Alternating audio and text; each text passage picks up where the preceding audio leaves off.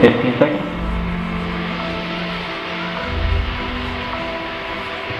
10, 9, 8, 7, 6, 5, 4, 3, 2, 1, ignition, engine full power, and liftoff of Starlink. Go Starlink.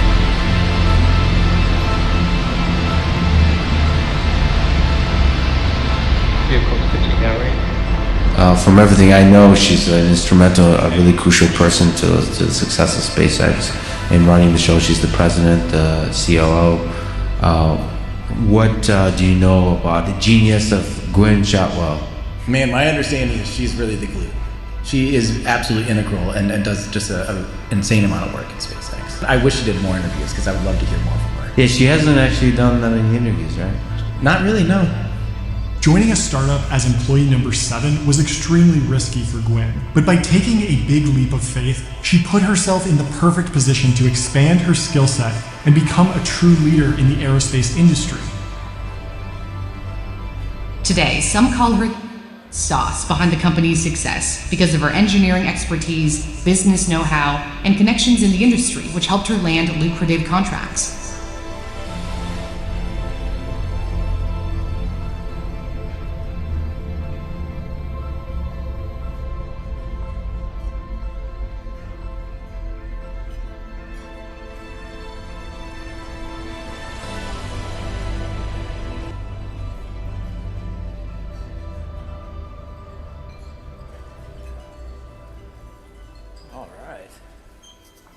Hello.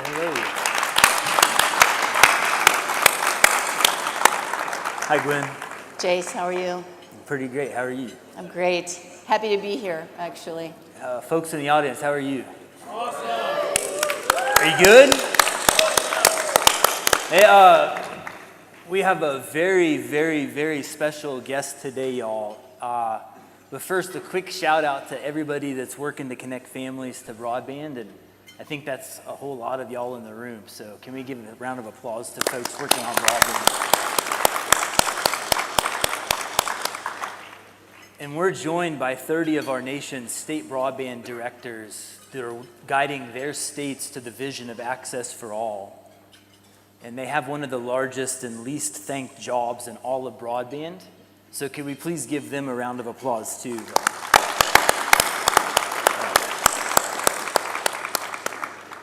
And folks, please join me in welcoming our very, very special guest, SpaceX COO and President Gwynne Shotwell. And y'all, we're honored to get time with Gwynne today, but first she brought something out of this world to show y'all.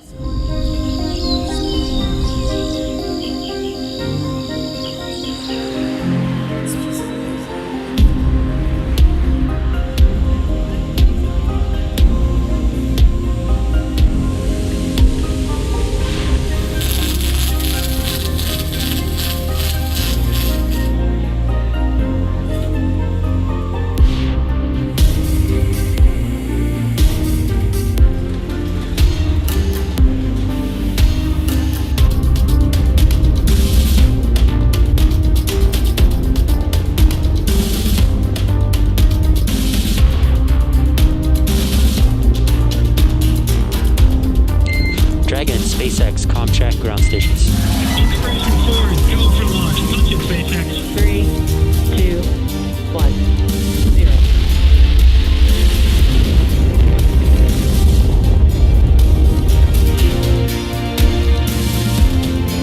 Welcome aboard, Dragon. We got to see ISS out the window, which was pretty neat.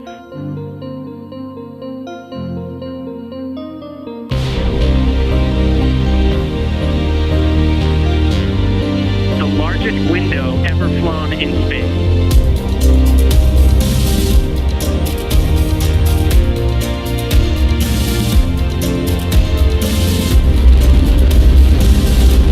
We have liftoff.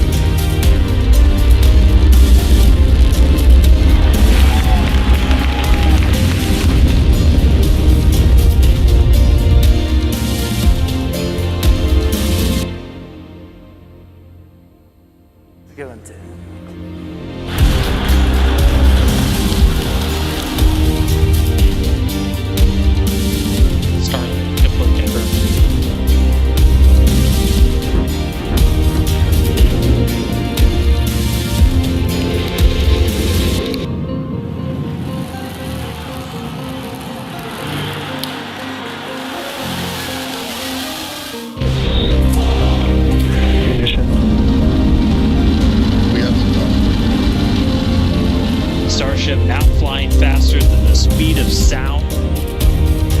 Hot stage confirmed.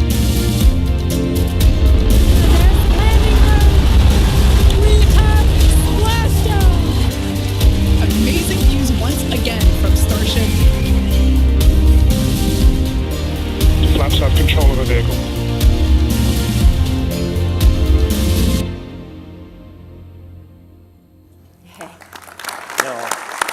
That's some pretty wild and world-changing stuff that you and your SpaceX crew have accomplished, Gwynne. But can you tell us first, what is SpaceX?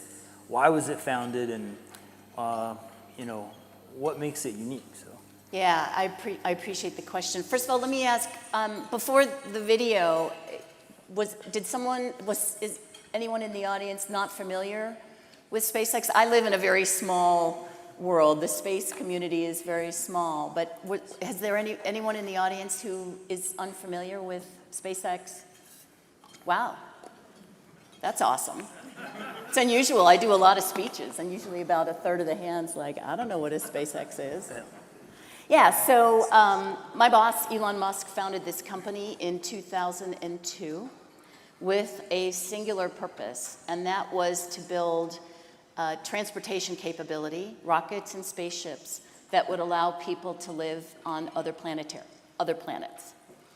And it sounded insane in 2002 when I interviewed for the job, and it doesn't sound insane to me anymore. We are on the right path. We are figuring out the technologies necessary to take people to the moon and onto Mars. Who'd like to go to the moon? It's like a weekend. It's just a weekend trip. Pick me. All right. Yeah. And then there's Mars, which is a longer trip. Who wants to go to Mars? Kind of. That's a long trip. That's like a 6-month submarine voyage. I really want to go to the moon, actually. I hope when folks get to go regularly, hope that's less than 10 years from now, and I'll be 70. Hopefully I'll be a fit 70, and I want to go to the moon. Let's go to the moon. Let's go to the moon. A couple of Midwestern Moonanites. Yeah, we're Moonanites. We realized that in the green room. Yeah. So Elon founded the company to make human life multiplanetary. Yep. And we've been lucky. We've expended a lot of energy. We've tried really hard. We've fought foes. We've taken hills. Yep. And we've failed too. Sure. And it's all led us to the place where I definitely see that humans will be able to go live on the moon and Mars. That's beautiful, Gwynne. You I think underestimate your role in all of that. So I'd like to talk through something real fast. Like, you helm a company that's launched and landed hundreds of reusable rockets. You're launching satellites all the time. You've built a multi-million subscriber internet service provider. You're working with NASA to put Americans back on the moon. And you're recognized all over the industry. Your Time magazine, one of their 100 most influential people. And I'm paraphrasing you here, but you once gave the career advice that one should aim high and think big in their career. And I have to ask you, Gwynne, like, when the hell are you going to get around to following your career advice? That's great. Yeah. SpaceX is fantastic and great because of the people that work there. We have nearly 15,000 employees, and they're the ones that are building the rockets, and they're launching the rockets. I'm really there at launches to speak to the press in case we have a failure.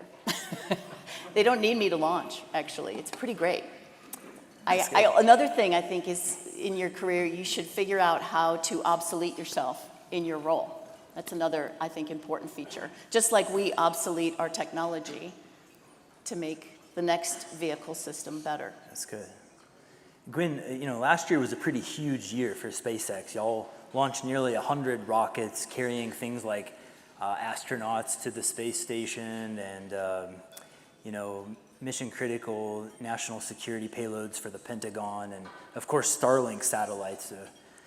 Is nearly 100 rocket launches, is that normal for a rocket company, or what's going on there? Hopefully it will become more normal. I really want to see people thriving on Earth, on the moon, and Mars, and it's going to take more than SpaceX launching hundreds of times a year. It's going to take a lot to do that. But traditionally, I think a big year for a rocket company is a dozen, maybe 24 launches a year. And the key for us is we got to start our technology pathway. We got to make all the decisions early on. We did not develop the Falcon system of launch vehicles under a government contract, so we were working to our requirements, our methods, our testing, our approaches. And that clean sheet of paper approach was incredibly valuable to us. We got to think about all parts of the development program and all parts of how we were going to operate this vehicle. If you don't design a vehicle that's operable often, then you get stuck with a rocket that you can only launch once. Yeah. It goes once and then it dumps itself in the ocean. And we've figured a way to not have it be like that. But let's think about the aircraft industry, airline industry. If airplanes were only used once and you tossed the aircraft after that one trip, life would be very different. We probably wouldn't be here chatting today. I don't think we'd know what broadband internet would be, right? The world would be so different. And we really wanted to take an industry like the rocket industry and try to make it more like the aircraft industry. So our rockets, currently the Falcon family of launch vehicles, that was the first part of the video, that was the Falcon and Falcon Heavy. The first stage, the first part of that rocket is reusable.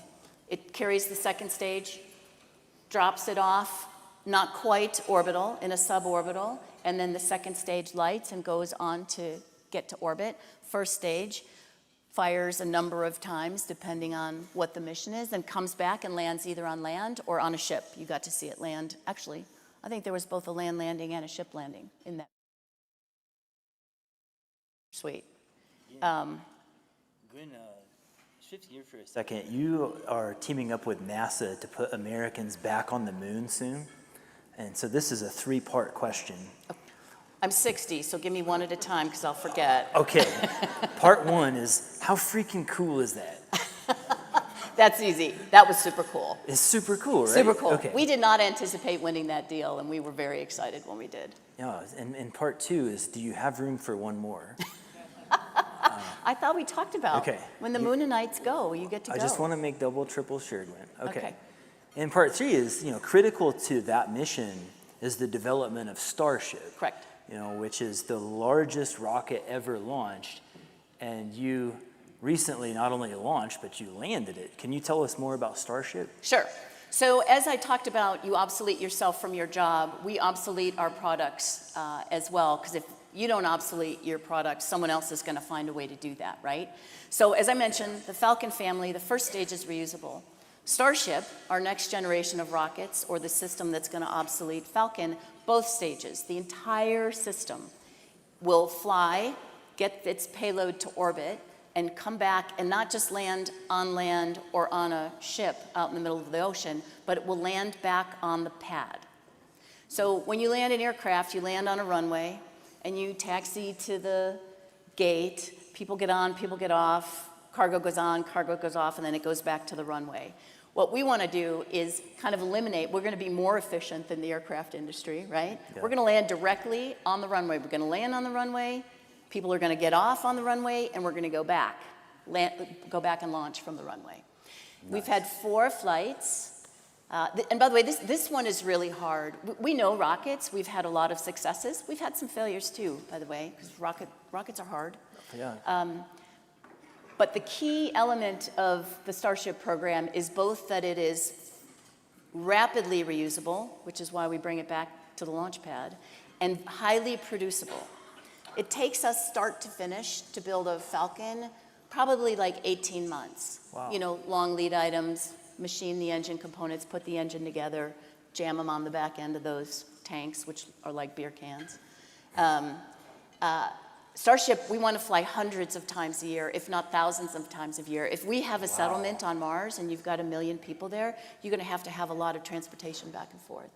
Wow. Yeah, so it needs to be very producible as well. Visuals might help here. I think we have a clip of Yeah, Starship. let's look at Flight 4.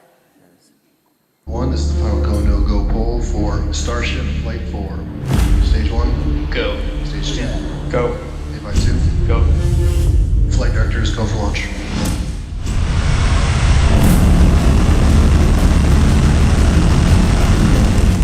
We have the stuff. Not bad. Vehicle reaching downrange.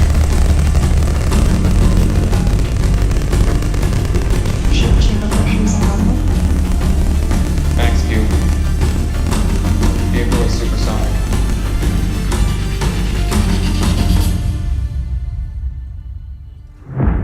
Booster engine cut off.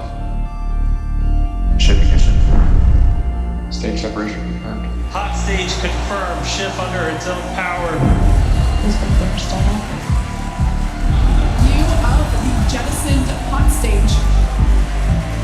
Booster, the primary goal today is to do a landing burn and a splashdown in the water.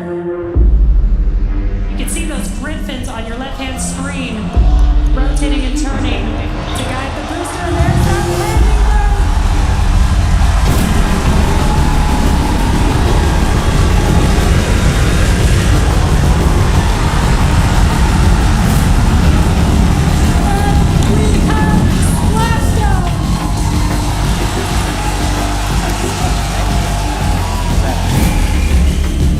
Ship engine cut off. Our primary goal is to get through the extreme heat of Starship reentry. Starship is approaching entry interface. Starship is passing through 100 kilometers altitude, good altitude for entry. Vehicle is passing through 85 kilometers altitude, flaps have control of the vehicle. Vehicle is approaching maximum entry dynamic pressure. External temperatures are dropping. Starship is in landing mode. Starship landing mode shut down.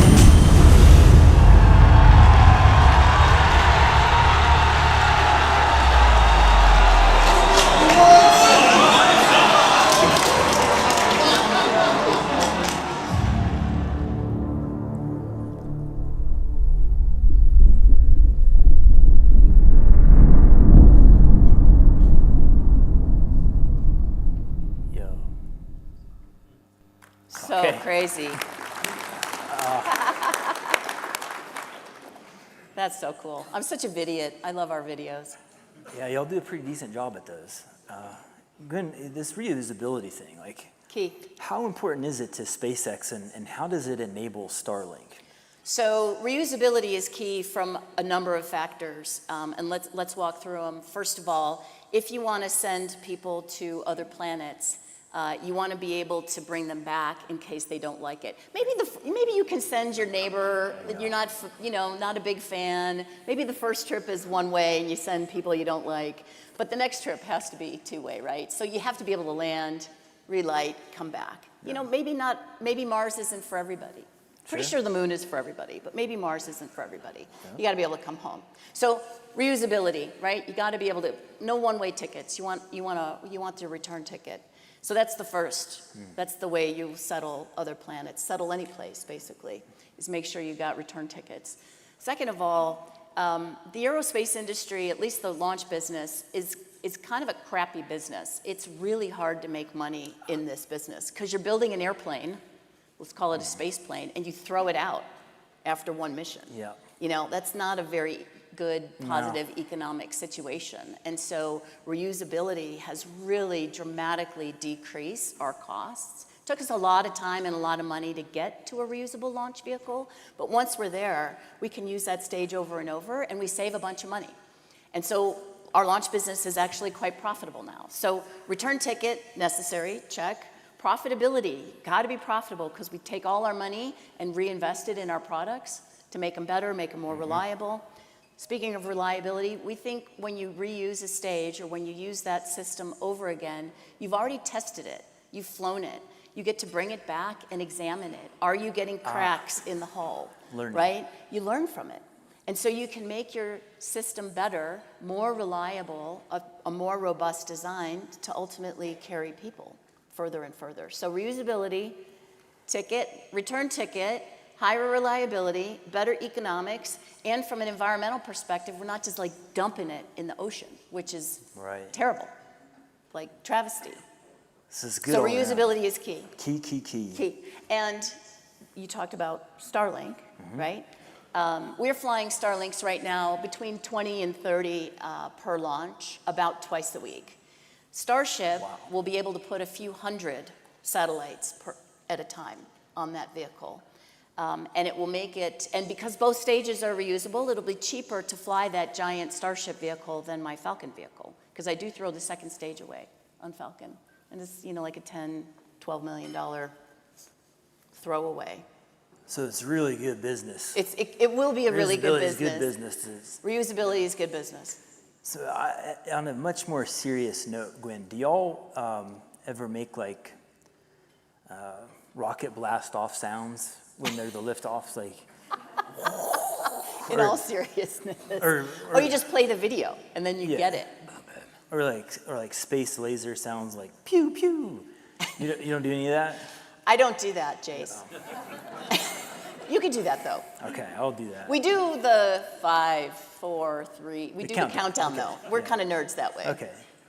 Okay, but speaking of space lasers and measuring contests, latency, as y'all know in the broadband industry, is the Achilles heel of most non-fiber technologies. And laser link between satellites is just one of many latency reducing innovations that y'all have pioneered at SpaceX into Starlink. And curious, Gwynne, what else and how else does Starlink as a low Earth orbit system differ from what we historically normally think of as like internet satellite? Yeah, satellite internet prior to the Starlink system, and there are others coming as well, was done at geostationary orbit, which is about 35,000 kilometers away from Earth. Starlink is about roughly 500 kilometers away from Earth. So the latency, and it's a ping up and back, right? So it's roughly 7.5 times further to geo and then back. So you're like, it's like 15x. The distance is. Yep. So you can see how far it is. That's good. Purely physics, if you take away any of the losses, that signal travels at the speed of light. And to go from where we are at 500 kilometers up and back is about 3 milliseconds, 3.3 milliseconds. And going to geo, it's much more than that. So now with the laser links and everything in place, are there situations in which you could potentially be faster than fiber from one part of the world to another? It really depends on your networking and how many times you need to go through kind of a gateway or a ground station, because there's losses there, in fact. And what we've been able to do is make the losses between satellite to satellite very low, very low. In fact, we're tracking about 20 millisecond latency right now. We'll never get to the 3.3 because you got to get. So you take your signal from your dish out in the middle of some rural place in the U.S. You go up to the satellite. It may travel around to another satellite and then come down into our gateway over to a POP. Yep, and so it's not just the speed of light traveling in a fiber or traveling in space, but depends on how you're going to land it. And we've been very efficient with the space lasers, and we can take a signal from here and get it to Riyadh incredibly quickly with maybe one ground. Well, we're not licensed in Saudi yet. We will be soon. But basically with one ground landing. That's wonderful. We also started putting our gateways on or near the roofs of POPs. So you actually eliminate that bit of latency as well. Wonderful. So, Gwynne, at Ready, we have the honor to work with 30 state broadband offices, and they're in aggregate about to put around $25 billion into broadband, and we build tech to try to help them solve as many of the problems that stand in their way as possible. And we work with them to think of their access for all mandate as a math problem. And it's true that fiber can be very expensive and almost impossible to deploy in some places. And you're widely regarded, Gwynne, as a master of cost structure innovation. And I'm just curious, can we talk a bit about what Starlink might be able to do to help these directors with their access for all versus fiber for some math problem that they face? So Starlink, if think about a constellation of satellites with complete global coverage. And that satellite doesn't care if I'm landing a beam or landing a signal in the middle of Manhattan or whether it's landing in rural Texas, which is where I live. So what's brilliant about this constellation concept is that it is very complementary with fiber. Currently the beam projection on the ground is about 22 kilometers. We'll keep shrinking that. And you could put a couple hundred users on a beam currently. Every generation we do makes it beam smaller, more people per beam. If you put a 22-kilometer beam down in the middle of Manhattan, you get a couple hundred users, but there's 10 million people in Manhattan. So Starlink can serve people in cities, but fiber is much better suited to highly populated areas. Now it takes, I know it depends on where you are and even what country, frankly, but fiber can be $10,000 to $30,000 per mile, $10,000 to $30,000 per mile. I can bridge that gap with one Starlink kit, which is $500 and service depending, $50 to $100 a month service. So what we really want to make sure folks understand is, yeah, we can serve cities, but we can't serve everybody in cities, right? But we can serve everybody in rural U.S. and semi-rural Everybody in rural U.S. We could. Awesome. Yeah. Yes. And speaking of this, Gwynne, America has sunk over the years billions of dollars into trying to solve the digital divide, and the programs like the BTOPs and the CAFs and the RDOFs and the SLRFLRFs and the whatnots. But BEAD, the program that these directors are overseeing, is larger than all of those prior programs combined. Is SpaceX able to participate in a program like BEAD? So we're technically capable of serving the need. We can do 100 up 100 down, 20 up with the latency that's required. There are some structural elements of the BEAD program that we're working with Commerce to get through that would make it work really well. So let me explain just a couple of those. If BEAD invests $1 billion in fiber, if the government pays for that, I could see why the government would say, well, I own that fiber. I want you to manage it. I want you to collect customers, and I want you to make money from that. But if you go away, I want to be able to take that fiber over and get someone else to run that business because I, the government, paid for that fiber. I've put over $10 billion into Starlink. The government hasn't paid for that. So I've deployed a network. Sure. And so for me to participate in BEAD, I don't want BEAD to say, well, if something happens, I get your network, because they didn't pay the $10 billion for that network. So it's things like that. But by the way, Commerce is very interested in SpaceX participating in this program. In fact, I think it's the only way to get to those super high cost areas. I don't think the math works without Starlink or basically a LEO telecom provider. It's just too expensive. That's good to hear. Shifting gears for a moment, Gwynne, can you honestly think of a better suited name for somebody that leads a rocket company than Shotwell? Yeah, that's my husband. I married him because he had that name, actually. Yeah. Don't tell him. Is that why? Don't tell him I said that. Okay. I hope he's not tuned in on this. Maybe like Stacy Space or like Rhonda Rocketman, but like Gwynne Shotwell would be right up there as one of the top. It's actually a cool name. Yeah, it is. It's pretty cool badass. Yeah. So Erica and Candace from your team recently hosted a group of us out in your headquarters in Hawthorne, and a number of us were blown away. And I walked away personally thinking, thank God that you're doing what you're doing for humans, but also that you're doing it specifically here in America. Starlink is a global internet service provider, and SpaceX is working to make humankind multiplanetary, but you're building the future right here in America. And that means a lot to a lot of us. And so I was wondering if we could talk a little bit about what America means to SpaceX and potentially vice versa. So we are an international company. We serve customers across the globe, both with Starlink and on the launch side as well. But this company was founded in the U.S. In our employee base, we have about 15,000 employees. Most are either U.S. citizens or U.S. green card holders. Not all. We are allowed to hire some international talent, which is great. But State Department, you have to work pretty closely with the State Department to make that work. But we're an American company on American soil, developing, building rockets, spaceships, user terminals, gateways in the U.S. Really proud of that. In fact, when we flew, I don't want to take everybody back to 2020 because it was a really horrible time for us, but what are you talking about? maybe we forgot, right? We have a short-term memory. Yeah, but in the middle, like the very beginning of COVID in May of 2020, we flew the first astronauts. We flew our first astronauts to the International Space Station and back. And that was the first time that the U.S. had flown astronauts with a U.S. rocket on U.S. soil since 2011 and Atlantis's last flight. Wow. So we're proud patriots, actually.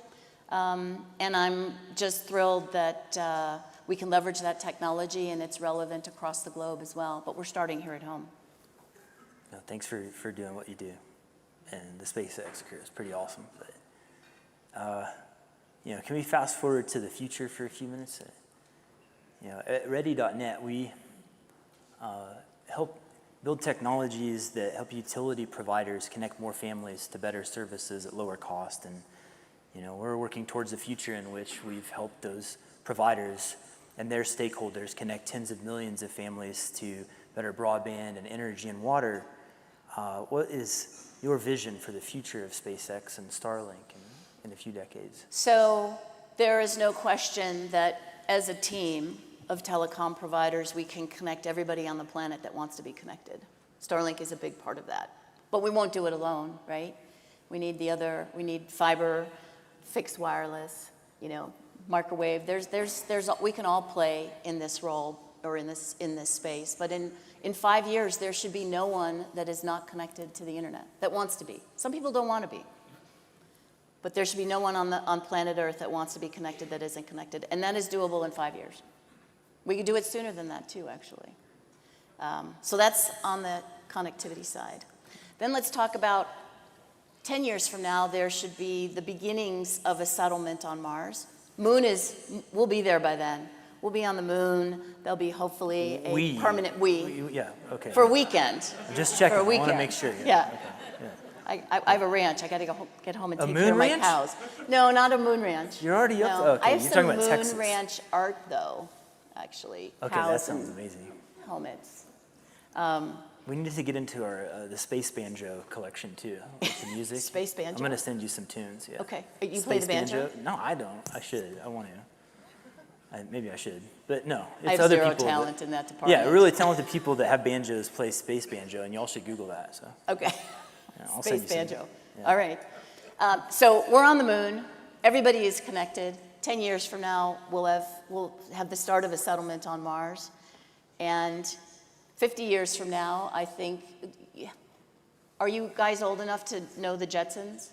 Yeah. Yeah. Like less than 50 years for the Jetsons, right? We'll be leaving Earth, flying around in space. No more traffic jams because you got little air cars going to space, going to the moon. And hopefully 50 years from now, we will have found some way within physics or learned something new in physics that's going to allow us to go to planets beyond our solar system to find, your doppelganger from Proxima. Wow. Y'all are thinking of Interstellar. I do, actually. That's why I do what I do. Wow. I mean, Mars is okay, but it is a fixer-upper planet. It's going to be rough. It's going to be really rough. That's why I'm not going. You get some I don't like deals camping. There, I like nice hotels. Yeah. But someone's brave enough to go to Mars and start it off. Can we get a quick show of hands, like who would go to Mars? Like, did you? There was like did you see? Okay. Less now after the talk. Way to go. It was just way to promote. Yeah. We're gonna do a time series on that. Gwynne, this is a dad joke warning, okay? How do you put the baby astronaut to sleep? I don't know. You rock it, Gwynne. Okay. You rock it. I can't believe I don't know that joke. Yeah. You rock it. Good. And you said there were like 3 dad jokes. That was the one. That was it? Yeah. Just one? Yeah, just. That's a good joke. No, thank you. I saw it online. Yeah. Thanks to the internet. You're Did bringing you look the people. that up? I did. Okay. I love babies. I wish I had grandkids, but my children aren't participating in my vision. If Gwynne's kids are in the audience or watching, No pressure. Yeah. Hurts fertility. I have my parents here in the audience. Do you? Ma and old man, and yeah, we got Wafer Way Wilson. Your grandparents, you're lucky.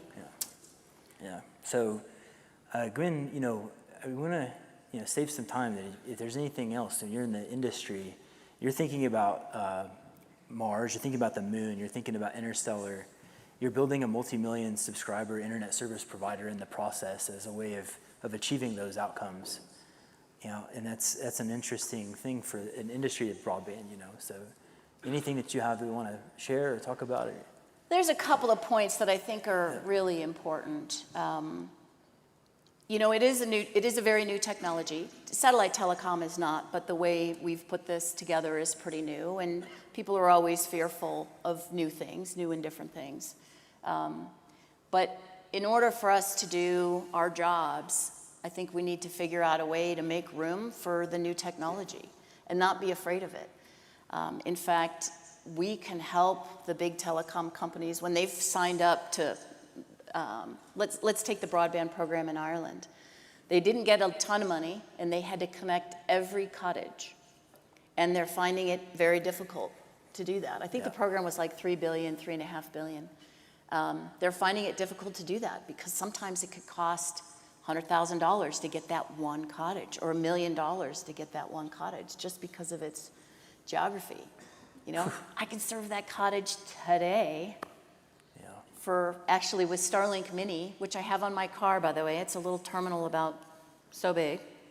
It's a couple $100. Have folks seen Mini? Have you guys seen Mini?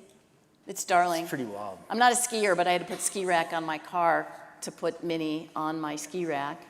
Because I live in rural Texas, right? My commute is 40 minutes, and it was frustrating. I would drop calls with Elon while I was driving. You're driving down the road, yeah. and you're Miniing your way. Correct. And you're not dropping calls anymore? No. And I do live in the middle of nowhere, Texas. I'm 14 miles away from a town that's about 11,000 people and 16 miles away from a town that has about 15,000 people. How many dishes do you have, you said? Well, on the ranch, I have a ranch, almost 1,000 acres, and we have 7 Starlink units, including my car, and I pay for my mother-in-law and my aunt because they help on the ranch. Yeah, cool. Yeah. I used to have, before that, I had DSL service, and it was $145 a month. And it was really terrible. Netflix on a Friday night was very jittery. And the cable, the cable, I call it a cable, it wasn't really a cable, actually laid across a gravel road. And you could drive over it. It was hardened enough to be able to drive over in the spring, summer, and fall. On the surface, on the road. But in the winter, it would get cold, and then a truck drove over it, and it cracked. And so essentially, the company would come fix it. Sorry, Can we come strike fix that? it. Yeah, They came to fix it, they did, but once we figured out where it was, we could go fix it ourselves then. Okay. When it cracked over the road.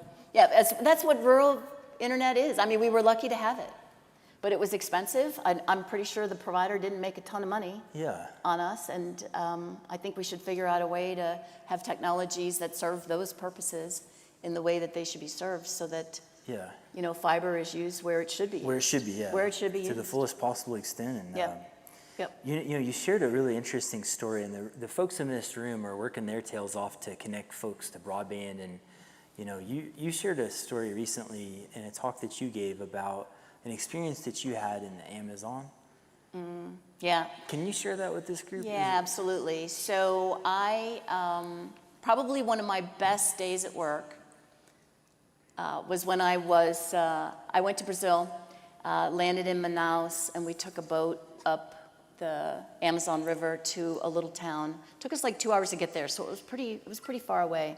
Although one engine went down, so we took twice as long as it should have, but it's pretty far away. Like a plane engine? Like a boat engine. Oh, yeah, it was a dual engine, one went down. And we got there in time. Luckily, we left early enough. We got there in time, and we were going to connect a school for the first time. And I did have a forward team, and we had to get a gateway in Manaus, and we did put a kit on the roof of this school, and we had a conversation with Elon, me and 80 little Brazilian kids, never used internet in their life, and somehow they knew who Elon was. They didn't know who I was. They knew Elon. I'm not bitter, because I'm the one that went there. Sweating. I was wildly dressed the wrong way. Anyhow, so we had a conversation with Elon. We watched rocket videos, and I got hugs from all these little kids. And it was my best day at SpaceX, actually. I have some really amazing photos. Yeah. That's pretty sweet, man. What's the weirdest thing that you've ever sent to space?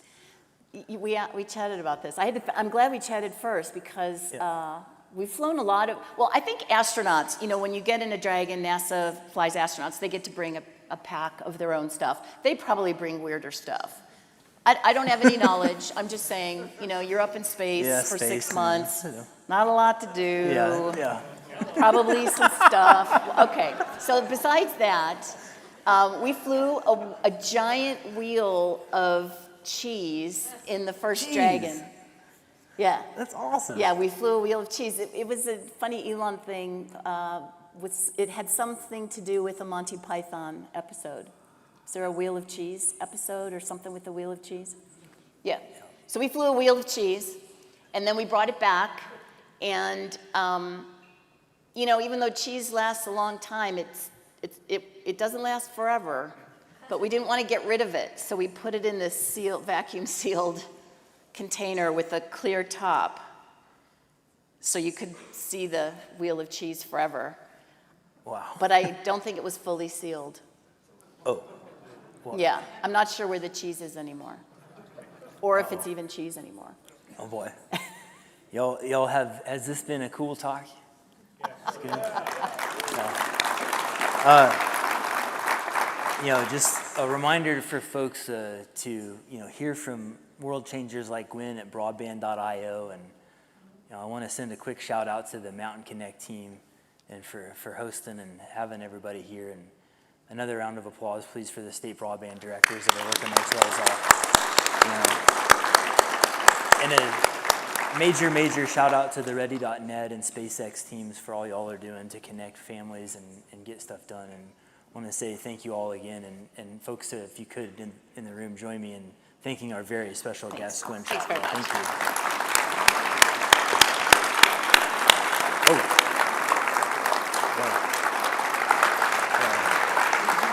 Thank you.